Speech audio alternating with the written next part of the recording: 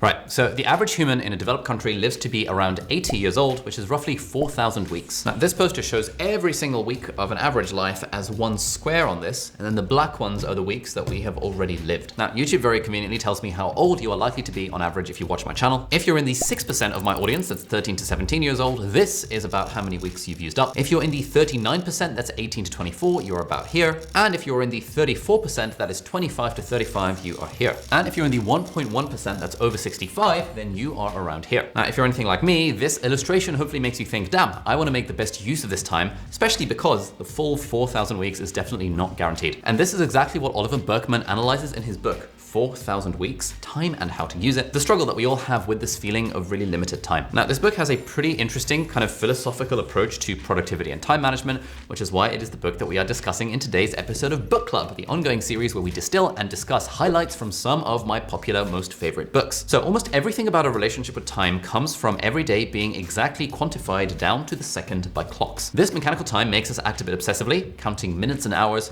comparing everything that we've done to the amount of time that it took to do, and rewarding or punishing ourselves based on what we did with that time. And the more we chop our day up into these perfectly measurable blocks, the more time starts to feel like this conveyor belt of jars and boxes that we need to fill up efficiently and productively so that we allegedly make the most of our life. Now, if you're like me, you've probably got a pretty secure existence with enough food and shelter, and most of your problems are probably time-related problems, the feeling that you are not optimally filling these jars as they roll past. Now, here are 3 big examples of time problems that we all face.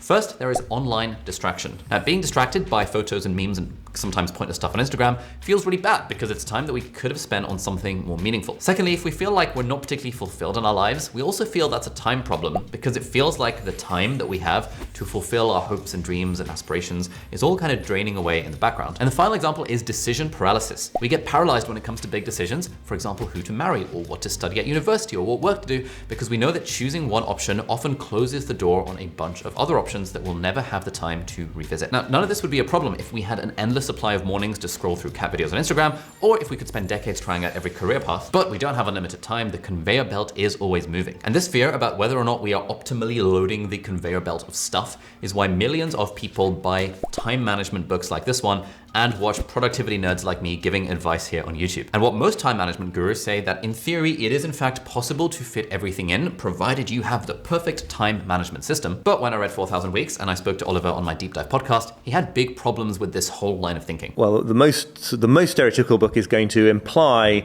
that you can get everything done that is important to you, whether it's ambitions and goals or sort of obligations and demands, all of it, provided that you render yourself sufficiently optimized and efficient, and so that you can sort of pack in more and more and more into the same amount of time, that you won't need to make tough choices with what you do about your time, and that you can sort of achieve a kind of control over your day that is basically absolute. And I kind of want to say, no, you don't even have time for all the things that matter. And that's the truth here and what we discovered in our rock experiment, that we genuinely don't have time for all of the important things that matter to us. But most of us find this kind of hard to accept, and we tell ourselves that we can cram everything in probably at some point in the future. The philosopher Oliver Burkeman summed it up like this: the future appeals more to us than the present moment because it appears to us in a multitude of pleasant forms all at the same time. Basically, it's easier to stay in a fantasy world believing that all of our dreams could hypothetically come true in the future than it is to make hard decisions about which goals to invest in and which ones to ignore, given that we actually can't get everything done. This was my rationale when I decided to go for medicine as a university degree rather than computer science.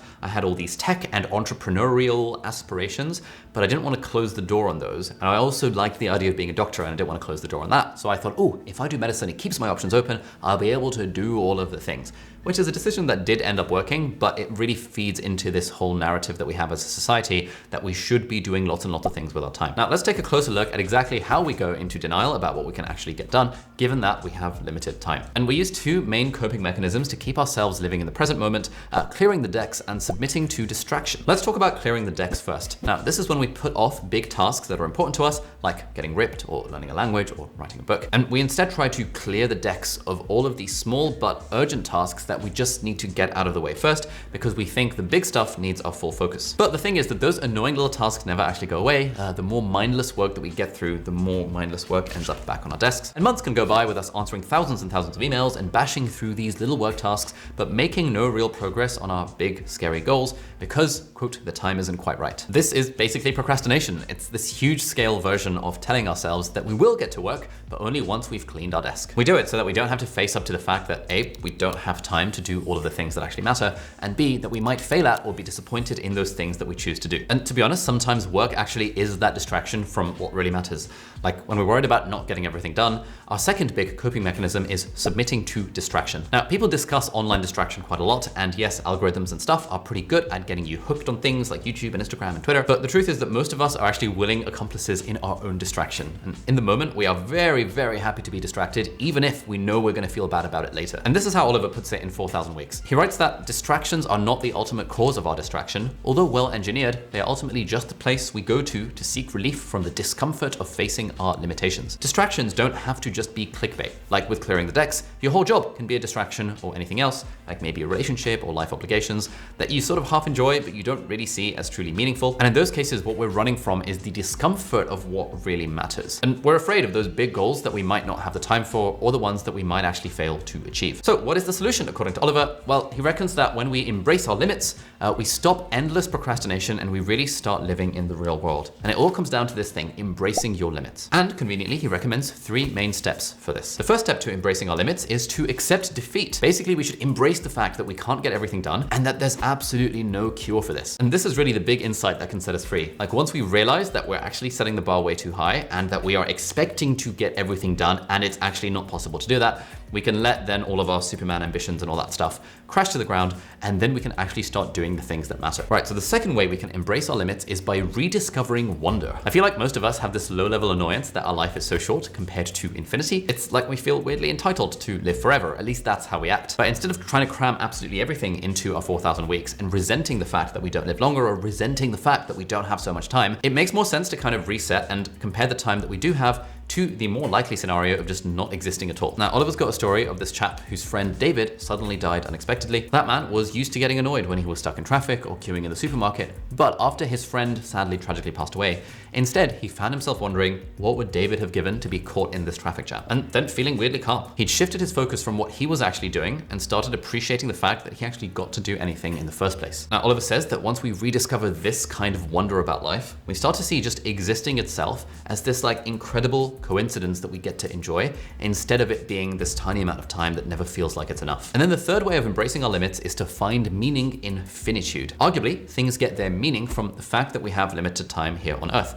And if we did apparently have an infinite life, then there wouldn't be any reason to do anything. We could just always just do it later, and nothing would really matter at the end of the day. University, for example, probably wouldn't feel special if you knew that you could stay for an extra 50 years. And we probably wouldn't care as much about events like Christmas or birthdays or families or whatever if we knew that we could always just do that a little bit later. So once we've shifted our perspective a bit and embraced our limits, we can move on to the 6 practical steps for being more intentional with our time. The first action point is to practice doing nothing. This is something I'm very bad at. The idea is that we should sit down, set a timer, and literally just practice doing nothing. And whenever you find yourself thinking and like focusing on your breathing and all these other techniques, then you try and stop and return to a feeling of neutrality. This means we want to resist the urge to manipulate our experience or the people around us and practice just kind of letting things be. Oliver says that if you can't bear doing nothing for more than a few minutes, you are likely to make very poor choices with your time and rush into commitments just to feel busy. I think this is something that I definitely struggle with that I'm definitely going to try and work on this year. Now, point 2 is to rediscover rest. Basically, we should stop treating leisure time as if it's a means to an end, like it's just a way to relax before work or a way to recharge our batteries for work. And we should even try and stop seeing our leisure time as time that we can cram in loads of side hustles and stuff. Ideally, we want to try and enjoy our downtime as an end in itself.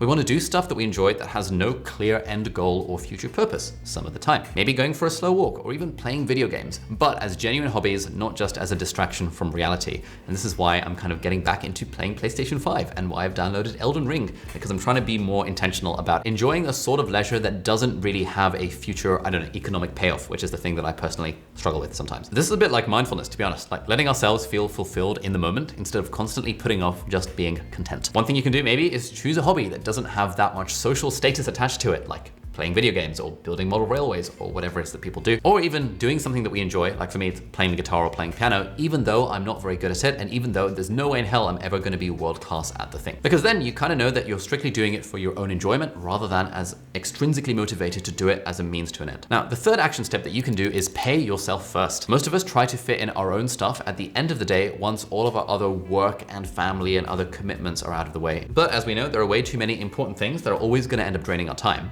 And we need to learn to pay ourselves first with our own time. Now, a simple way of doing this is to do our most important activity, the thing that we're doing for ourselves rather than for our work, doing that as the first thing in the morning, like working on writing our book or going to the gym or having quality family time. This is why I've just introduced a new rule in the business that every employee, every person in our 20-man team has to spend the first hour of every single day working on their own personal project. And we as a business pay them to spend that first hour of their working day on a personal project, something that advances their own personal goals. Because like, you actually probably don't want to give the best hour of your day to your employer, even if you really enjoy your work, and I hope everyone here does, fingers crossed. But you probably want to give that best hour to your own personal projects. And if you're interested, we are actually hiring a bunch of people for the team. Link down below to our jobs page if you happen to be based in London. So yeah, as Oliver says, we need to remember that we do need to make tough decisions about spending our time instead of indefinitely putting our life on hold in the hope that at some point in the future time will be free up. Now, overall, this is sort of a productivity book. It's in the productivity sort of self-help genre. And actually a lot of the ideas in this book really resonated with me and vibe with a lot of the stuff that I have talked about in some of my online classes about productivity, which you can find over at Skillshare, who are very kindly sponsoring this video. If you haven't heard by now, you must have heard by now. Skillshare is an incredible platform with thousands and thousands of classes from all sorts of things, from like productivity to YouTube to video editing to cooking to graphic design to interior design, all sorts of really cool stuff you can learn on Skillshare. And if you sign up to Skillshare, you can actually access all of the 12, I think, online classes that I have on Skillshare. 3 of them are themed around productivity and how to get more done while being it being sustainable and being fun and not being too burnt out. So you might like to check those out. I also have a whole class about YouTube for beginners. If you're interested in what it takes to make videos just like this one, this class will take you through the entire process of like starting a channel from scratch and like making your first video and all that kind of stuff. And loads of people have found that really helpful as a way of getting started with YouTube. If any of that sounds up your street, or you want to check out more of my stuff on Skillshare or all of their other stuff on Skillshare, then head over to the link in the video description, and the first 1,000 people to hit that link will get a free 1-month trial of Skillshare. And then during that month, you can access all of these classes to your heart's content. So click the link in the video description, and thank you so much Skillshare for being an incredible sponsor, B, an incredible platform, C, continuing to support this channel, and D, being the biggest platform that I host like loads and loads and loads of my own online courses on. So thank you Skillshare for sponsoring this video. Now, the fourth action step is pretty closely linked to paying ourselves first, and that is deciding when to fail. Oliver says that we need to realize that we are going to fail about some things that genuinely matter to us, and we should do this intentionally and fully accept the consequences. Firstly, we should identify all of the stuff that we have to do, like paying our bills and paying our taxes and our mortgages and all that stuff, picking up the kids from school, cooking food, all that kind of stuff, the stuff that we have to do, and we separate that out from the rest of the stuff. And we know that no matter what, this stuff absolutely has to get done. Secondly, we want to accept that all of the other niggly little urgent tasks like cleaning the house or doing the laundry or answering emails, replying to people on WhatsApp, all of that stuff will always be there. And we want to decide where we want to just do the bare minimum. Maybe you can do what I do and decide that you're going to forget about cooking and just get takeaway every night and occasionally try to cook when you have the time. Or you can, again, do what I do and just accept that I'm really, really bad at replying to emails and WhatsApp messages. And like, this is a failure that I'm happy to accept, because it means that I don't live my whole life kind of in constant anxiety that I've got these 18 people that I need to reply to WhatsApp. Thirdly, we can realize that there are an infinite number of things that we actually could care about. Charities, people, hobbies, causes, work. Sometimes you will just have to say no to cool stuff because it's going to distract you from your highest priorities. And once you realize that actually a lot of the tasks on your plate are actually pretty optional, then you might just feel a massive sense of release and relief that you don't have all this weight of all these rocks and stuff on your shoulders. So moral of the story is that if you are feeling stressed, find something to fail at intentionally. The next point, we're nearly done, is to limit our work in progress. We need to stop trying to get everything done at once and instead limit our work in progress. And the best way of doing this is operating a 2-column open and closed to-do list. At least that's what Oliver talks about in the book. And I've actually started experimenting with this, and it actually works really well. So the open list is for all of our possible tasks and to-dos and projects. We want to write down absolutely everything, and it's going to be ridiculously long. But then what we do is that we feed our most important tasks into the closed list, where crucially, we're only allowed to have a maximum of 10 things on that closed list. And the main thing is that we want to try and focus on what is the actually important stuff in our life, knowing that all the rest is just going to be there somewhere on the open list. And then crucially, we are only allowed to move something up into the closed list when we have gotten rid of something or we've completed something from the list itself. So the list is only ever allowed to have a certain number of items.